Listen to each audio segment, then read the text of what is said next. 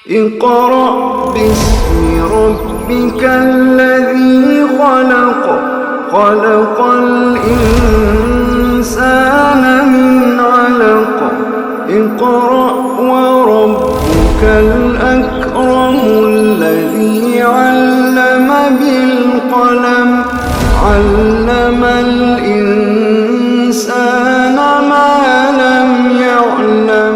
بسم اللہ الرحمن الرحیم، سورت نمبر 110 سورت النصر۔ اذا جاء نصر اللہ والفتح، جب اللہ کی مدد آ جائے اور فتح نصیب ہو جائے۔ اکثر لوگوں نے اس کو مدنی صورت مانا ہے، لیکن قرآن مجید میں جب فعل ماضی سے پہلے اذا آتا ہے تو وہ مستقبل کی بات ہوتی ہے۔ اذا زلزلت الارض زلزالہا، وہ ماضی کی بات نہیں ہوتی۔ تو یہاں بھی کیا ہے، جاء ماضی ہے، فعل ماضی ہے، اس سے پہلے اذا ہے۔ اذا جاء نصر اللہ والفتح، جب اللہ کی مدد آ جائے اور فتح نصیب ہو جائے۔ وَرَأَيْتَ النَّاسَ يَدْخُلُونَ فِي دِينِ اللَّهِ أَفْوَاجًا، اور آپ لوگوں کو فوج در فوج اللہ کے دین میں داخل ہوتا دیکھ لیں۔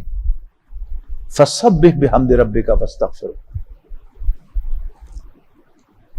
دو پہلوؤں سے کہ جو آدمی اللہ سے غافل ہے وہ فتح پہ تو لڑیاں ڈال رہا ہوتا ہے اور ناچ رہا ہوتا ہے اور کود رہا ہوتا ہے، لیکن جو اللہ تعالیٰ کے ساتھ اٹیچڈ ہے وہ اللہ تعالیٰ کے سامنے جھکتا ہے۔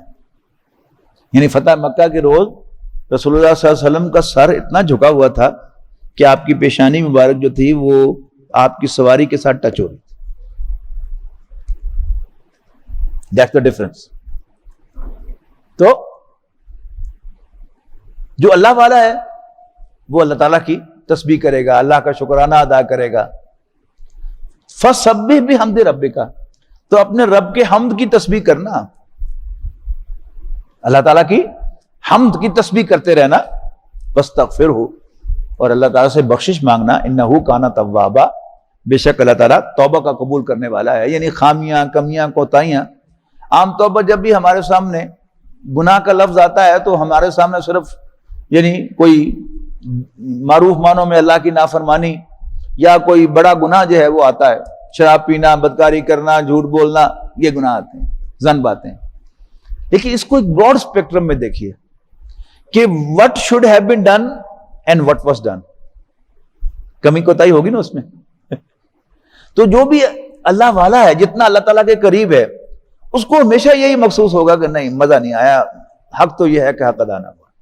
تو یہ کیا ہے، وہ اپنی کمی محسوس کرے گا، اور جو ہی اس کو احساس ہوگا کہ وہ کمی رہ گئی تو فوراً اللہ تعالیٰ سے بخشش مانگے گا۔ تو فَسَبِّحْ بِحَمْدِ رَبِّكَ، تو خوشیاں نہ مناؤ بلکہ اپنے رب کی حمد کی تسبیح کرتے رہو۔